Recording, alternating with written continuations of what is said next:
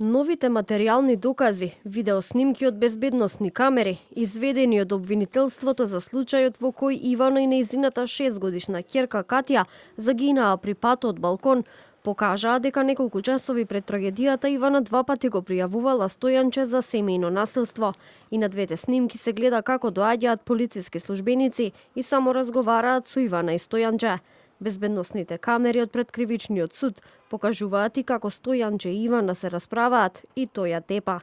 На видеото се гледаше и дека присутен на целиот настан бил и сведокот Мартин Саздов. Адвокатката на семејството на Ивана и Катја, Неда Чаловска, вели дека очекуваат разрешница за постапувањето на полицајците, бидејќи не изреагирале за двете пријави за семејно насилство. Освен овој случај, кој што очекуваме да биде во целост прифатено обвинението како што е и да има максимална казна, сепак очекуваме и разрешница за постапувањето од страна на полицијата и тогаш за нас, за овој конкретен случај, односно како оштетени, ќе биде целосно завршување на процесот и добивање на правдата.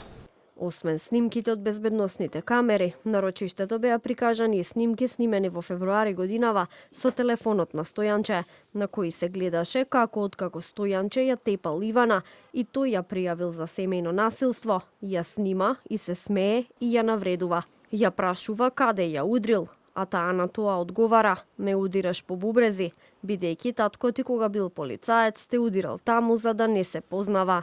Ми истапа и сега ќе глумиш жртва. Ме пријавуваш мене за семејно насилство. Чекај нека дојде полицијата што си ја викнал, па ќе им кажеш што имаш направено. Ти немаш 2 грама мозок.